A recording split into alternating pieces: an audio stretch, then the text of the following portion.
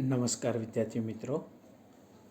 ધોરણ 12 વાણિજ્ય વ્યવસ્થા અને સંચાલનની અંદર પાઠ નંબર 1 ભાગ નંબર 7ની અંદર આપણે સંચાલનના કાર્ય વિસ્તારો જોવાના છે. તો સંચાલનના જુદા જુદા 4 કાર્ય વિસ્તારો અહીંયા આપને આપવામાં આવ્યા છે.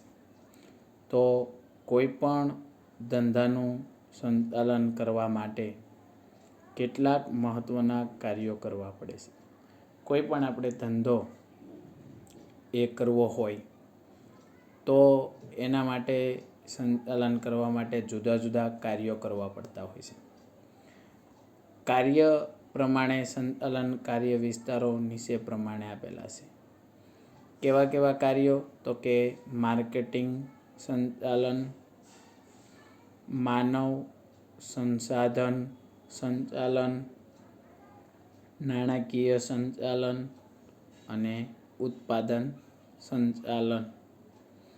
તો મિત્રો, આ જુદા જુદા સંચાલનની અંદર કાર્ય વિસ્તારોની અંદર કઈ રીતે કાર્ય થાય છે એ વિશે વાત કરીએ. કોઈ પણ વસ્તુનું કેટલું ઉત્પાદન કરવું તે જાણકારી માંગ આધારિત રહેશે. કોઈ પણ વસ્તુ છે એનું કેટલું ઉત્પાદન કરવું એની માંગ ઉપર રહેલું. માંગ વધારે, ઉત્પાદન વધારે કરવાના આવે છે. માંગ ઓછી, ઉત્પાદન ઓછું કરવામાં આવે છે. એટલે ઉત્પાદનનો સંપૂર્ણ આધાર એની માંગ ઉપર રહેલો છે. વસ્તુની માંગની જાણકારી કેવી રીતે મેળવી એ બજાર સંચાલનનું કાર્ય કરે છે. કે હવે આ માંગ કેટલી છે એ કેમ ખબર પડે? તો કે જે વ્યક્તિ બજાર સંચાલન સંભાળતા હોય એ વ્યક્તિને ખબર પડતી હોય છે. માંગ પ્રમાણે ઉત્પાદન માટે કેટલાક નાણાકીય વ્યવસ્થા કરવી અને તેને લગતી બધી જ બાબતોને નાણાકીય સંચાલનનું કાર્ય કરે છે. જ્યારે આ બધા જ કાર્ય કરવા માટે માનવ શક્તિ વ્યવસ્થા અથવા માનવ સંસાધન સંચાલન કાર્ય કરે છે. આપણે અહીં કીધું ને કે માર્કેટિંગ, બજારમાં કેટલું ઉત્પાદન જોવે છે, કેવી માંગ છે, એ માર્કેટિંગ દ્વારા ખબર પડે છે. અને એ માર્કેટિંગ માટે માનવ સંસાધન સંચાલન ખૂબ જ આવશ્યક છે. અને એના માટે નાણાકીય સંચાલન જરૂર પડતી હોય છે. મિત્રો, હવે આપણે પહેલું 4 બાબતની અંદરથી પહેલાંની શરૂઆત કરીએ તો માર્કેટિંગ, જેને બજારીય સંચાલન કહેવામાં આવે છે. આ સંચાલન બજારીય બાબત માર્કેટિંગ સંચાલન, માર્કેટિંગ મેનેજમેન્ટ જેને કહેવામાં આવે છે. માલ કે સેવાને ઉત્પાદન પાસેથી ગ્રાહકો સુધી પહોંચાડવાની પ્રક્રિયાને વિશાળ અર્થમાં માર્કેટિંગ સંચાલન કહેવામાં આવે છે. મિત્રો, યાદ રાખજો, માલ કે સેવા કંપનીમાં બનતું હોય ત્યાંથી લઈ અને ગ્રાહકો સુધી જે પહોંચાડવાનું કાર્ય કરે છે એ માર્કેટિંગ બજાર કરવામાં આવે છે. બજાર સંચાલનમાં વસ્તુ કે નાણાંનો વિનિમય ઉપરાંત બજારના જે સંશોધન, વિતરણ વ્યવસ્થા, વેચાણ વૃદ્ધિ, સંગ્રહ, વીમો વગેરે બાબતોનો સમાવેશ થાય છે. માર્કેટિંગ ખાલી એવું નથી કે કંપનીમાંથી માલ ગ્રાહક સુધી પહોંચાડવું. દરેક બાબતના વિનિમય બજાર હોય, સંશોધન હોય, વિતરણ વ્યવસ્થા હોય, વેચાણ વૃદ્ધિનો સંગ્રહ કરવો, વીમો ઉતારવો, દરેક વસ્તુઓ માર્કેટિંગની અંદર જોવા મળે છે. મિત્રો, બજાર સંચાલન એક એવી પ્રક્રિયા છે કે જેના દ્વારા ગ્રાહકની જરૂરિયાત નક્કી કરવામાં આવે છે. તેને માલ કે સેવામાં ફેરફાર કરવામાં આવે છે. પછી આ માલ કે સેવાને આખરી ઉપભોક્તા કે ગ્રાહક વાપરનાર તરફ લઈ જવામાં આવે છે. જે વસ્તુ માલ કે સેવા હોય એને આખો ગ્રાહક તરફ વાળવામાં આવે છે. જેથી તેને અમુક જે નિર્દ્રષ્ટિએ ગ્રાહક વિભાગ કે વિભાગોની જરૂરિયાત સંતોષી શકે છે. તેમાં વ્યવસ્થા તંત્રને મળી શકતા સાધનોનો ઇષ્ટતમ ઉપયોગ થાય છે. આ રીતે નફાકારકતા ઉપર ભાર મૂકવામાં આવે છે. આ સંચાલનના કાર્યનું ઉદ્ભવ બિંદુ વસ્તુ કે સેવાના માંગ ઉપર રહેલું છે અને તેમાં મુખ્ય તત્વ તરીકે વસ્તુ કે સેવા અથવા ભૌતિક વિતરણ નીતિ, કિંમત નીતિ, વેચાણ, અભિવૃદ્ધિ, આ ઉપરાંત પેકિંગ વગેરેનો ગણવામાં આવે છે. આ દરેક વસ્તુ ખાસ માર્કેટિંગ ઉપર જોવામાં આવે છે. કિંમત હોય, ભૌતિક વિતરણ હોય, વેચાણ, અભિવૃદ્ધિ હોય, પેકિંગ હોય, આ બધું માર્કેટિંગ દ્વારા કરવામાં આવે છે મિત્રો. હવે માર્કેટિંગના કાર્યો અહીંયા આપણને આપવામાં આવ્યા છે. તો કેવા કેવા કાર્યો છે એ વિશે થોડીક વાત કરીએ. પહેલું છે પેદાશ અથવા પેદાશ મિશ્રણ.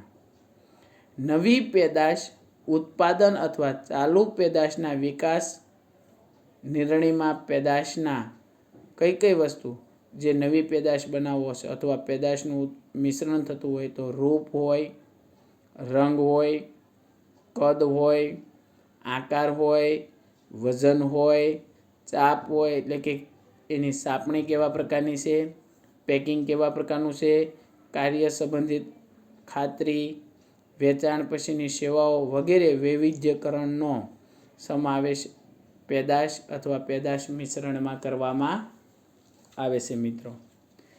ત્યાર પછી માર્કેટિંગ કરવામાં કિંમત નિર્ધારણ ખૂબ જ મહત્વની બાબત છે. વર્તમાન સમયમાં યોગ્ય ગુણવત્તાવાળી વસ્તુ વ્યાજબી કિંમતે મળે તે અપેક્ષા રાખે છે. કોઈ પણ ગ્રાહક હોય, આજના સમયમાં ગ્રાહક કેવું વિચારે? સારી વસ્તુ, ગુણવત્તા વસ્તુ, વ્યાજબી વસ્તુ મળવી જોઈએ, ઓછા દામથી, ઓછી કિંમતથી વસ્તુ મળવી જોઈએ. તેથી પેદાશની કિંમત નક્કી કરતી વખતે ખૂબ જ કાળજી લેવી જોઈએ. કોઈ પણ પેદાશની કિંમત નક્કી કરતી વખતે ખાસ માર્કેટિંગને ધ્યાનમાં રાખી કિંમત નિર્ધારણ કરવામાં આવે છે.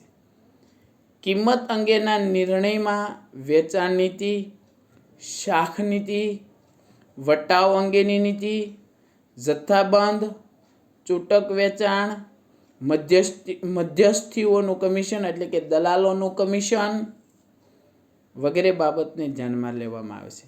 તમે વસ્તુની કિંમત હોય એ, વેચાણ નીતિ કેવી રીતે તમે વેચવાના છો એ, શાખ નીતિ તમારી શાખા સારી હોય તો તમે ભાવ વધારે લઈ શકો, શાખા ન હોય તો બનાવવા માટે ભાવ ઓછેથી તમારે વેચાણ કરવું પડે. વટાવ અંગેની નીતિ કેવી રીતે તમારો વટાવ થશે. જથ્થાબંધ વેચતા હોય તો ભાવ ઓછો હોય, છૂટક વેચતા હોય તો ભાવ વધારે હોય, મધ્યસ્થી દ્વારા આપતા હોય તો કમિશનને લગાડીને આ વસ્તુ વેચવાની આવે છે વગેરે બાબતોને ધ્યાનમાં રાખી આપણી વસ્તુની કિંમત નક્કી કરવામાં આવતી હોય છે મિત્રો. ત્યાર પછી વિતરણ અંગેના નિર્ણયો પોતાની દુકાનો દ્વારા, વેચાણ, જથ્થાબંધ વેપારીઓ દ્વારા, છૂટક વેપારીઓ દ્વારા, એજન્ટો, વાહન વ્યવહારના પ્રશ્ન વગેરે બાબતો ધ્યાનમાં લેવામાં આવે છે. વિતરણની બાબત ધંધાના કદ અને વિસ્તાર સાથે સંકળાયેલા છે. વિતરણ દ્વારા ધંધાનું કદ અને વિતરણ સાથે સંકળાયેલું જોવા મળે છે. તમારે જોઈએ ત્યારે તમને વ્યાજબી, પછી છૂટક વસ્તુમાં એ દરેક બાબતો આપણે જે જગ્યા પર જોઈએ કદ આધારિત દરેક બાબતો વિતરણ ખાસ જ ઉપયોગી જોવા મળશે. અભિવૃદ્ધિ એટલે શું કે વેચાણમાં નોંધપાત્ર વધારો કરવા માટેના પ્રયત્ન. એટલે વધારેમાં વધારે વૃદ્ધિ કરવી, જે તમે વેચાણ કરો એમાં વધારેમાં વધારે વૃદ્ધિ થાય એ માટેની વ્યવસ્થા કરવામાં આવે અને અભિવૃદ્ધિ કહેવામાં આવે છે. જેમાં માલની જાહેરાત કરીને અભિવૃદ્ધિ કરી શકાય, એની પ્રસિદ્ધિ કરવી, સેલ્સમેનો દ્વારા વ્યક્તિઓને વેચાણ કરીને અભિવૃદ્ધિ કરી શકાય, વેચાણ વૃદ્ધિ માટે ગ્રાહકો અને વેપારીઓને આકર્ષણ કરીને અભિવૃદ્ધિ કરી શકાય, બાબતોનો સમાવેશ વગેરે વસ્તુઓ દ્વારા વેચાણમાં અભિવૃદ્ધિ, વસ્તુનો ગ્રાહકો સુધી વધારે પહોંચાડી શકાય છે. આવી રીતે તમે વસ્તુનું વધારે વેચાણ કરી શકો છો. અભિવૃદ્ધિના નિર્ણયો કારણ કેટલાક ખર્ચ થાય છે, પરંતુ તેની સામે વેચાણ વધવાથી એકમમાં નફો પણ થાય છે.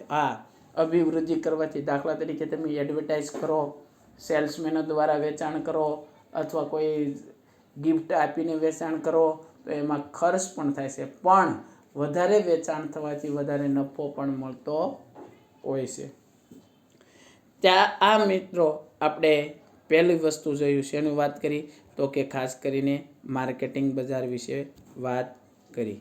ત્યાર પછી મિત્રો આપણે બીજી વસ્તુની વાત કરીએ તો ખાસ કરીને આપણે જોઈએ તો કે માનવ સંસાધન સંચાલન. કોઈ પણ ધંધાકીય એકમમાં જમીન, મકાન, મશીન, ફર્નિચર, વાહનો જેવી મિલકતોનું જતન કરવામાં આવે છે. અને એ જ રીતે ધંધાકીય એકમમાં કામ કરતા કર્મચારીઓ પણ એકમની સજીવ મૂલ્યવાન મિલકત ગણવામાં આવે છે. આ બધા યંત્રો છે, સાધનો છે, વાહન છે, આ બધી વસ્તુ છે એ નિર્જીવ વસ્તુ છે, એનામાં જીવ નથી, પણ એનું જેમ આપણે વ્યવસ્થિત એને જે ખાસ કરીને આ મિલકતોનું જતન કરીએ છીએ, એમ કર્મચારી છે એ પણ એકમનો સજીવ મિલકત ગણવામાં આવે છે. તેથી તેનું જતન કરવું, કારણ કે કર્મચારી હોય એનું જતન કરવું એટલે શું? તો કે એને વ્યવસ્થિત પગાર આપવો, ખાસ કરીને એના જુદા લાભ આપવા, એ વસ્તુ. ધંધાકીય સાહસોની સફળતાનો આધાર તેના ધંધામાં કામ કરી રહેલા કર્મચારી પર હોય. કોઈ પણ ધંધાનો સફળતાનો આધાર કોની પર રહેલો છે? તેના કર્મચારી પર.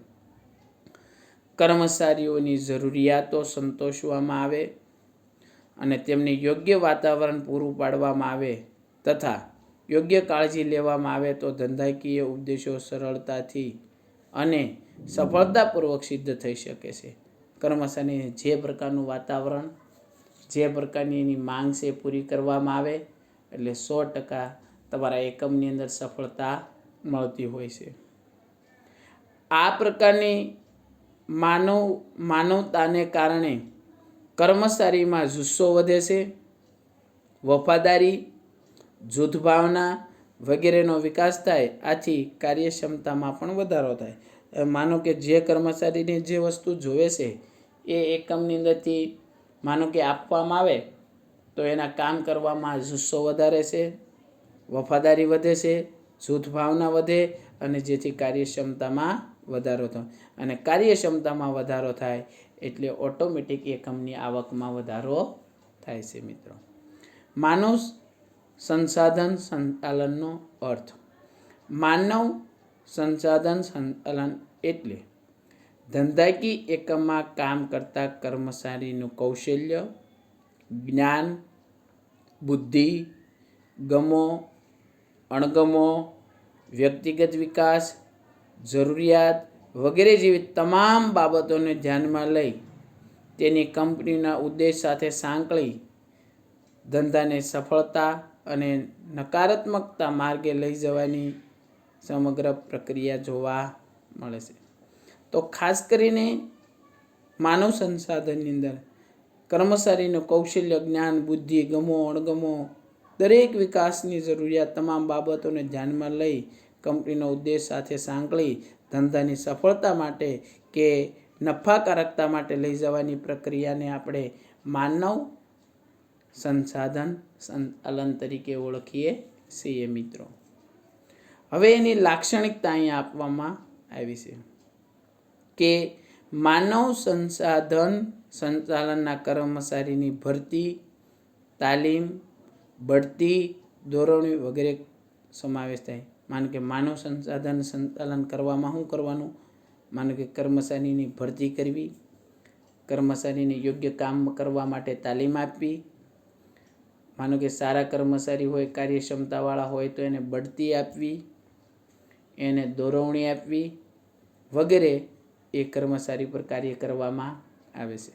બીજું, માનવ સંસાધન સંચાલનના કર્મચારીઓ વ્યક્તિગત ધ્યેયને સાંકળી કંપનીના ધ્યેય સિદ્ધ કરવામાં. વ્યક્તિગત ધ્યેય સાંકળવાનો, વ્યક્તિ પોતાનો ધ્યેય સાંકળવામાં આવે છે અને સિદ્ધ કરવામાં ઉપયોગી બને છે.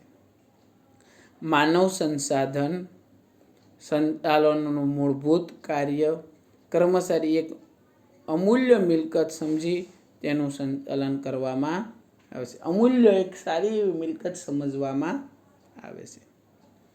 કર્મચારીને યોગ્ય તાલીમ આપીને તેના વિકાસ માટે યોગ્ય કાર્યવાહી કરવામાં આવે છે. કર્મચારીને યોગ્ય તાલીમ આપવાની અને વિકાસ માટે યોગ્ય કાર્યવાહી કરવામાં આવે છે. કર્મચારીની કામગીરીનું મૂલ્યાંકન કરી તેનું યોગ્ય સ્થાન નિશ્ચિત કરવાનું અને કામ માનવ સંસાધન સંચાલન કરે છે. કર્મચારીની કામગીરીનું મૂલ્યાંકન, કઈ રીતે કામ કરવું એનું મૂલ્યાંકન કરવું, યોગ્ય નિશ્ચિત કરવાનું કામ માનવ સંસાધન સંચાલન કરે છે. કોને કયું કામ નિશ્ચિત નક્કી કરવું એ પણ માનવ સંસાધન સંચાલન દ્વારા કરવામાં આવે છે. યોગ્ય સંચાલનની કર્મચારીઓની ફેરબદલી કરવી, દર ઘટાડી શકાય છે. કુશળ કર્મચારી કંપનીમાં ટકાવી રાખી શકાય છે. ઘણી જગ્યાએ વધારાના કર્મચારી હોય એની ફેરબદલી કરી શકાય અને કુશળ સારા કર્મચારી હોય એ કંપનીમાં ટકી શકે એ માટેની વ્યવસ્થા માનવ સંસાધન સંચાલન વ્યક્તિ કરતા હોય છે. માનવ સંસાધન સંચાલનના કર્મચારીને યોગ્ય વાતાવરણ પૂરું પાડવું, તેમના જુસ્સામાં અથવા કાર્યક્ષમતામાં વધારો થાય, કંપનીનું મૂલ્યાંકન જળવાઈ રહે, કંપનીના ધ્યેયો સિદ્ધ કરી શકાય છે. બીજું કે જે માનવ સંસાધન સંચાલન કરનારા કર્મચારી વ્યક્તિઓ છે એની નીચે કામ કરતા જે કર્મચારી હોય એનો જુસ્સો વધે, એની કાર્યક્ષમતા વધે, પછી કંપનીનું એ બધું વધે એટલે ઓટોમેટિક એ લોકો કામ વધારે કરે છે. વધારે કામ કરે છે તો કંપનીનું મૂલ્યાંકન વધે છે, જેથી કંપનીના ધ્યેય સિદ્ધ કરી શકાય છે. મિત્રો, હવે માનવ સંસાધન સંચાલનનું મહત્ત્વ જોઈએ. કર્મચારીઓની કાર્યક્ષમતામાં વધારો થાય, ત્યાર પછી એકમની નફાકારકતામાં વધારો થાય. ભાઈ માનવ સંસાધન સંચાલન હોય તો કેવું કાર્ય થઈ શકે એકમમાં? તો કે કર્મચારીની કાર્યક્ષમતામાં વધારો કરાવી શકાય, એકમની નફાકારકતામાં વધારો કરાવી શકાય, પછી એકમ છે એકમની પ્રતિષ્ઠામાં વધારો કરી શકાય. પ્રતિષ્ઠા એટલે શું? નામના, એકમની નામના વધારી શકાય. સારો કર્મચારી હોય, સારું માનવ સંસાધન સંચાલન કરનાર વ્યક્તિ હોય તો સારી એવી પ્રતિષ્ઠામાં એકમનો વધારો થાય. ઉત્પાદિત વસ્તુ કે સેવા, બરાબર, ઉત્પાદિત વસ્તુ કે સેવાની ગુણવત્તા ઉચ્ચ ધોરણો જાળવી શકાય. ઉત્પાદનની વસ્તુ કે એની ગુણવત્તા ઉચ્ચ ધોરણો જાળવવામાં માનવ સંસાધન સંચાલન ખૂબ જ મહત્ત્વનો ભાગ ભજવે છે. માનવ સંસાધન સંચાલનની કર્મચારીઓમાં જૂથ ભાવનાનો વિકાસ થાય. જૂથ ભાવના, એકબીજા વચ્ચે સહકારથી ભાવના થાય એ માનવ સંસાધન સંચાલન દ્વારા શક્ય બને છે. ઉત્પાદનના સાધનોનો મહત્તમ ઉપયોગ કરી શકાય, કારણ કે માનવ સંસાધન હશે તો જ ઉત્પાદનના સાધનોનો મહત્તમ ઉપયોગ થઈ શકે. કર્મચારીની ફેરબદલી દરમાં ઘટાડો થાય. જેટલું માનવ સંસાધન સંચાલન સારું એટલા તમારા કર્મચારીઓ વ્યવસ્થિત અને લાંબો સમય ટકી શકે એવા હોય છે. કર્મચારીના સંતોષમાં વધારો થાય અને કર્મચારીને સારો એવો સંતોષ મળે એ માટેની વ્યવસ્થા કરવામાં આવે છે. માનવ સંસાધન સંચાલનને કારણે કર્મચારીને પૂરતો કાર્ય સંતોષ મળે, જેથી ઔદ્યોગિક શાંતિનું વાતાવરણ ઊભું થાય એવી વ્યવસ્થા પણ કરવામાં આવે છે. મિત્રો, આ આપણે માનવ સંસાધન છે એની આપણે મહત્ત્વ વિશે વાત કરી. મિત્રો, હવે આપણે નાણાકીય સંચાલન વિશે વાત કરીએ. તો કે નાણાકીય એકમમાં, ધંધાકીય એકમમાં નાણું એ જીવનદાતા રક્ત સમાન છે. કારણ કે આપણી કહેવત છે ને, નાણાં વગરનો નાથ્યો નાણે નાથા લાલ. કારણ કે એકમની અંદર શરૂઆતથી અંત સુધી નાણાંની જરૂર પડે છે. નાણાં વગર કોઈ પણ પ્રવૃત્તિ શક્ય નથી. શરૂઆતથી અંત સુધી નાણાંની જરૂર, આયોજનથી માંડીને અંકુશ સુધીમાં દરેક બાબતની અંદર નાણાંની જરૂર પડે છે.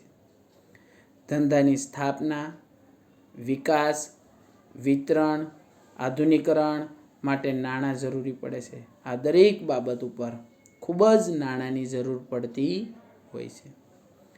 અર્થ: નાણાકીય સંચાલન એટલે નાણાંનું કાર્યનું સંચાલન. નાણાંના કાર્ય એટલા નાણાં મેળવવાનું, નાણાંનો ઉપયોગ કરવાનું, આવકની ફાળવણીનું કાર્યને ધ્યેયપૂર્ણ કાર્યક્ષમ રીતે થવું જોઈએ. યાદ રાખજો, નાણાકીય સંચાલન એટલે શું?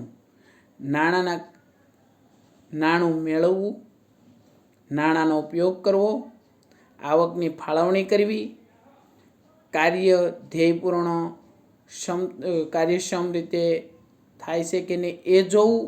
આ દરેક વસ્તુ નાણાકીય સંચાલન કરનાર વ્યક્તિને તપાસવામાં આવે છે. મિત્રો, નાણાકીય સંચાલન મુખ્યત્વે નીચેના કાર્યોનો સમાવેશ થાય. હવે કે નાણાકીય સંચાલન કરનાર વ્યક્તિને કયા કયા કાર્યો કરવામાં આવે છે, જો અહીં લખ્યું છે.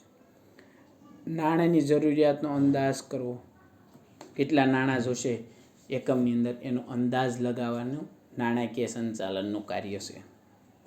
સમયની દ્રષ્ટિએ નાણાંનું આયોજન કરવું, જેવો સમય હોય એવા પ્રકારનું નાણાંની જરૂર પડે તો એનું આયોજન કરવું નાણાકીય સંચાલનનું કાર્ય છે.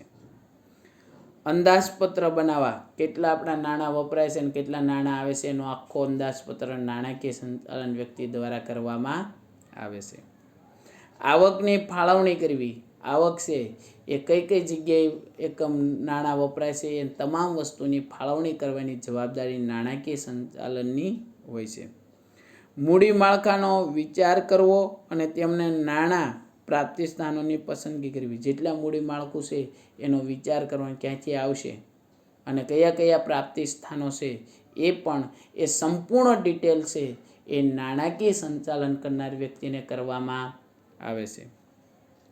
નાણાં મેળવવા માટેના કાર્યવાહી કરવી, નાણાં ક્યાંથી મળશે એકમની અંદર જરૂર પડે એની તમામ માહિતી નાણાકીય સંચાલન પાસે હોવી આવશ્યક છે, હોવી જરૂરી છે. મેળવેલા નાણાંનો યોગ્ય ઉપયોગ થાય તે જોવું અને અંકુશ વ્યવસ્થા ગોઠવવી. દાખલા તરીકે તમે જે નાણાં મેળવો છો એનો યોગ્ય ઉપયોગ કરવો જોઈએ અને જરૂર પડે તો એનો યોગ્ય અંકુશ એની ઉપર થાય એ પણ વ્યવસ્થા કરવી એ નાણાકીય સંચાલનની બાબત ગણવામાં આવે છે અથવા કાર્ય ગણવામાં આવે છે.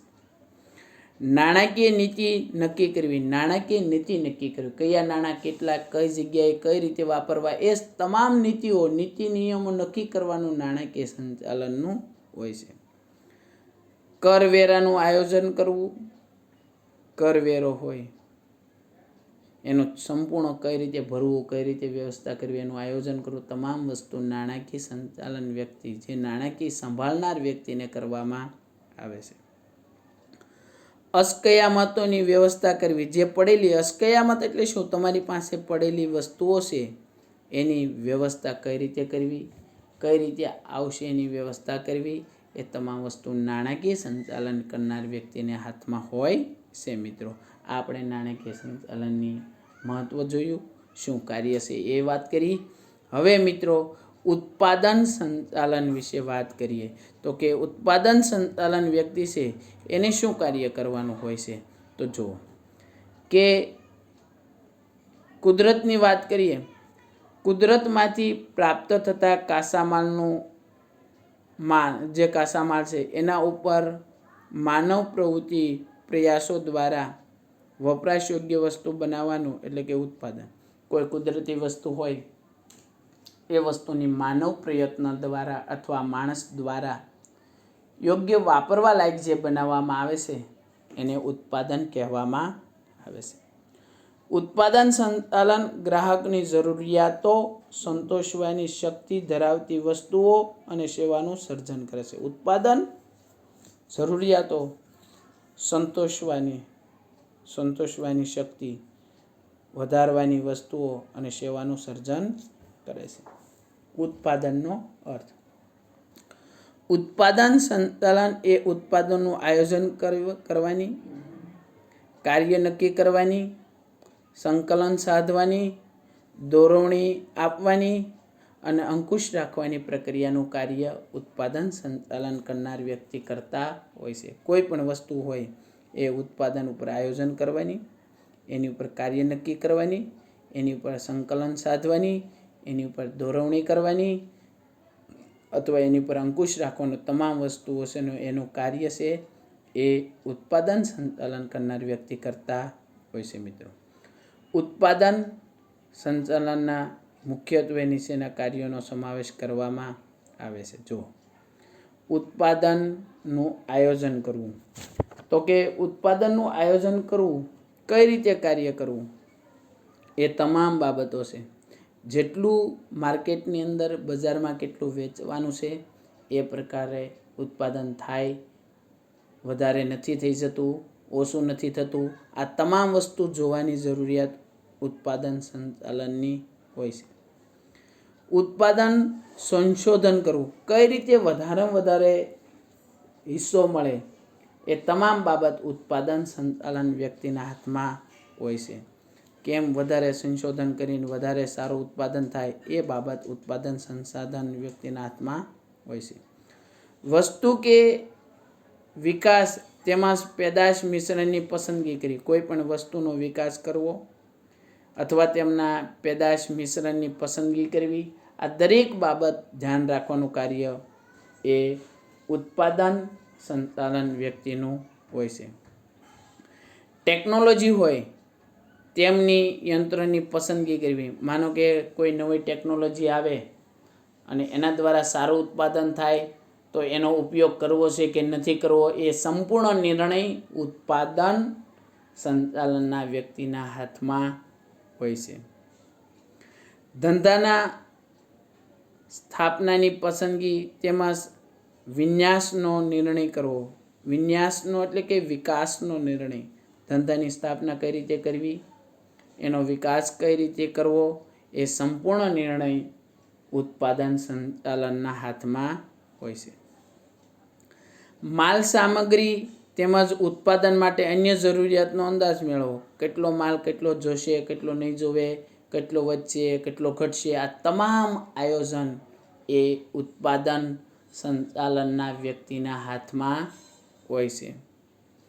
ઉત્પાદનનું અંકુશ રાખવું, ઉત્પાદન કરીએ છીએ વધારે વધી નથી જતું અથવા ઘટી નથી જતું, આ તમામ બાબત ઉપર અંકુશ રાખવાનું કામ એ ઉત્પાદન સંચાલનના હાથમાં હોય છે. ગુણવત્તા પર અંકુશ રાખવું, વસ્તુની સારી ગુણવત્તા ટકી રહે, લાંબો સમય ટકી રહે, એ તમામ બાબતો છે એ પણ ઉત્પાદન સંચાલનના હાથમાં હોય છે. ખર્ચ અથવા પડતર અંકુશ તેમજ ઉત્પાદનની જાળવણી અથવા વૃદ્ધિ થાય તે પ્રકારના કાર્ય કરવામાં ઉત્પાદન ખાસ કરીને ઉત્પાદન સંકલનના હાથમાં હોય. દાખલા તરીકે કેટલો ખર્ચ કરવો, પડતર અંકુશ અથવા ઉત્પાદનની જાળવણી કઈ રીતે કરવી અથવા તે ઉત્પાદનની વૃદ્ધિ કઈ રીતે થાય, એ બધા જ પ્રકારના કાર્યો કરવાની જવાબદારી ઉત્પાદન સંચાલનના હાથમાં હોય છે એકમની અંદર. ઉત્પાદનમાં વૈવિધ્યકરણ અને અમલીકરણ દાખલ કરવી. ઉત્પાદનમાં વૈવિધ્યકરણ અને અમલીકરણ દાખલ કરવાની તમામ જવાબદારી એ ઉત્પાદન સંચાલનની હોય છે. મિત્રો, અહીંયા આપણો પહેલો પાઠ પૂરો થાય છે. અસ્તુ. જય હિન્દ, જય ભારત.